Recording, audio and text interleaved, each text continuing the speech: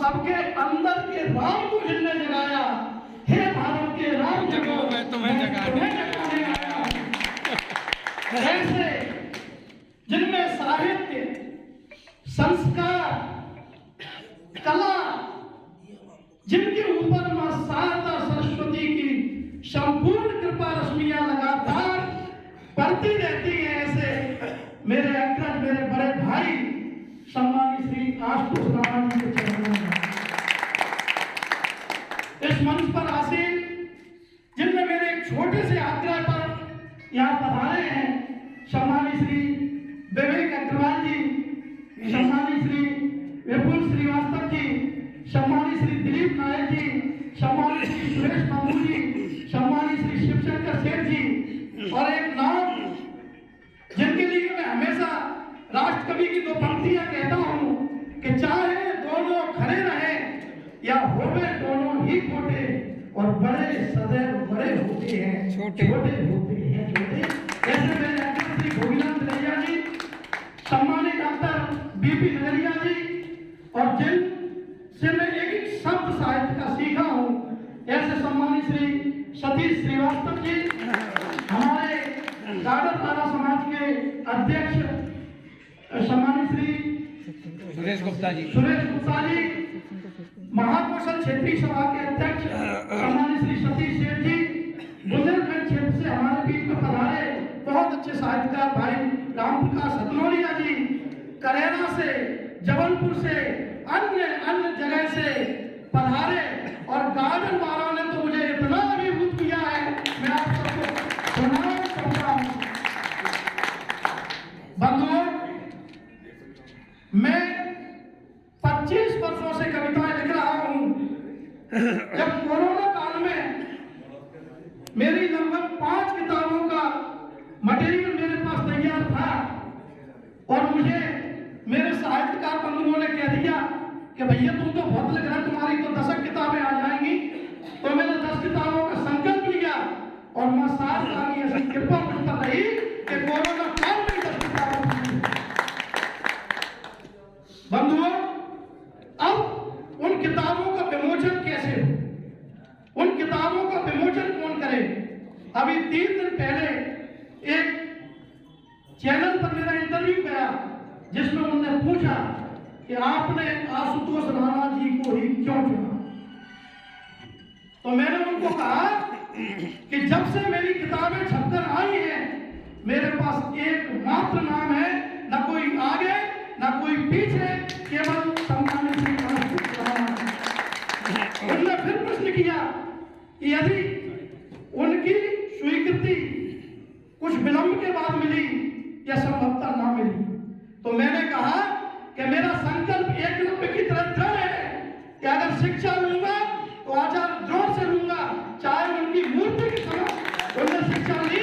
तो मैंने भी अपना संकल्प यह किया था कि मैं अगर विमोचन करवाऊंगा सम्मानित श्री आशुतोष राणा जी से, अगर उनकी स्वीकृति किसी कारण कुछ नहीं मिलती है, तो चाहे मुझे उनकी प्रतिमा या उनके चित्र के समक्ष मुझे विमोचन कराना पड़े तो मैं कराऊंगा, लेकिन उसमें आज वो दिन मुझे बगीचा सरकार की कृपा से आया है कि उन्होंने इतनी कृपा की है मुझ पर कि मैं तो समझ नहीं पा रहा हूँ, थोड़ी बहुत छोटी पड़ गई। कल जब मेरी बात हुई तो कहा मुझसे कि आपका कार्यक्रम जो हमारा और कार्यक्रम है उसके साथ है, चूंकि मैंने कहा कि मेरे थोड़ा सी ज्यादा समय चाहिए, तो होता ही है कि हम भगवान से मांगते हुए हैं जो हमें अच्छा लगता है, लेकिन भगवान देता वो है जो हमारे लिए अच्छा होता है। सम्मानित राणा जी की जीवनता, उनकी जिद, उनके जुनून को मैं 4 पंक्तियां समर्पित करता हूं कि मौत द्वार पर दस्तक दे और जीवन जिद पर अड़ जाए, और ऐसे एक बुराई पर मन असमंजस में पड़ जाए, तो जाने का आमंत्रण लेकर जो बैठे हैं सजा पाल की, और अपने निष्ठुर हाथों में जो पाती लाए क्रूर काल की, ऐसे उन यमदूतों से मन बिना विचारे ही लड़ जाए, और बेटना भी जोर चलावे पग अंगद जैसा लड़ जाए। तो सही वक्त अब यही वक्त है, अमृत या की गरल पीने का असल मजा है अब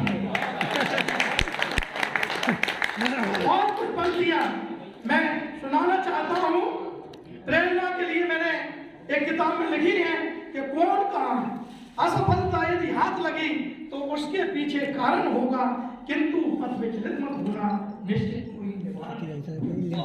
आगे पथ में लाखों हो पर राही चलते ही जाना, वरना मुसीबत आए चाहे हरदम फूलों से मुस्कुराना। तो विषम परिस्थिति या झंझावातों से आगे जाकर और तूफानों में भी रखना, तुम आस का दीपक सदा,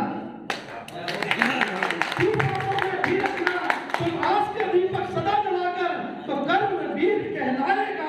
हर युग में एक उदाहरण होगा, निश्चित कोई निवारण होगा। वाह वाह। और इस कविता की प्रथम पंक्ति में पढ़ने दे रहा हूं कि ये कौन कहाँ है, कौन कहाँ है, क्या करता है, सब छोड़ो और लग जाओ। लोग कहेंगे, कहने दो, उनकी बातों पर मत जाओ। कौन रुका है, कौन घूमता, ये तो सिर्फ बहाना है। और मछली की बस आंख को देखो जिस पर तीर चलाना, मछली की बस आंख को देखो जिस पर तीर चलाना है। तो निश्चय कर लो अर्जुन जैसा, लक्ष्य सही संधारण करना, निश्चित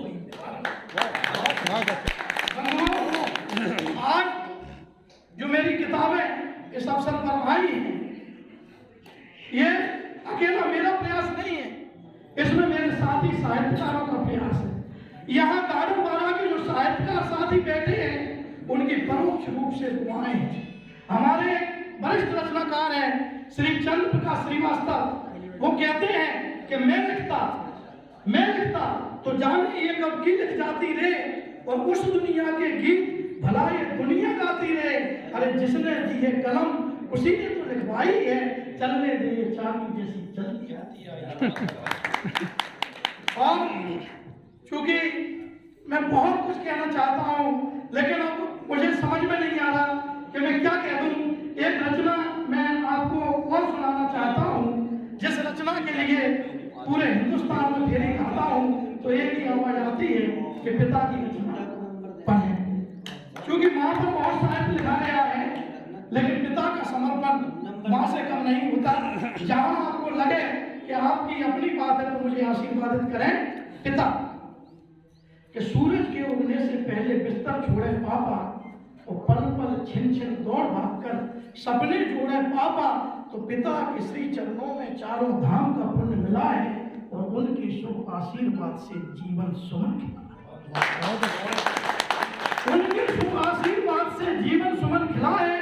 तो इस भक्ति से बढ़कर होती माता पिता की पूजा, और उनकी सेवा से बढ़कर न कोई धर्म है पूजा। अरे माँ धरती सा नर्म बिछोना, पिता आसमां जैसे छत है, और माँ पूजा में हल्दी कुमकुम, पिता स्वयं चंदन। माँ पूजा में हल्दी कुमकुम, पिता स्वयं चंदन अक्षत है। पिता कुरान की आयत है, रामायण की चौपाई है, और सारी क्षमता इस सृष्टि की पिता में आज समाई है। तो पिता स्वयं गुरु है इस जग का, पिता स्वयं स्कूल है, और अनुभव के कांटों में खिलता एक महकता, अनुभव के कांटों में खिलता एक महकता फूल है। अरे पिता दिव्य आलोकित है, शंकर सा भव्य पिता है, और पिता स्वयं संजीवनी है, अमृत सा द्रव्य। पिता स्वयं संजीवनी है, अमृत सा द्रव्य पिता है। तो धैर्य परिश्रम साहस की त्रिवेणी बहे पिता में, और एक आस ज्योति सी हरदम जलती रहे। ताली और मुझे नवाज दें। एक आस ज्योति सी हरदम जलती रहे पिता में, पिता से सब सपनों में रंगे, सातों स्वर साधे हैं, और पूरे घर को प्रेम भाव के बंधन में बांधे हैं। तो भावुक होते बहुत मगर सब आंसू पी जाते हैं, और एक एक पल में जाने कितने युग को एक एक पल में जाने कितने युग को जी जाते हैं। और पिता चाहे विदाई बेटी की हो या बेटा परदेश है, इस सृष्टि में पिता की रचना सचमुच बड़ी विशेष है।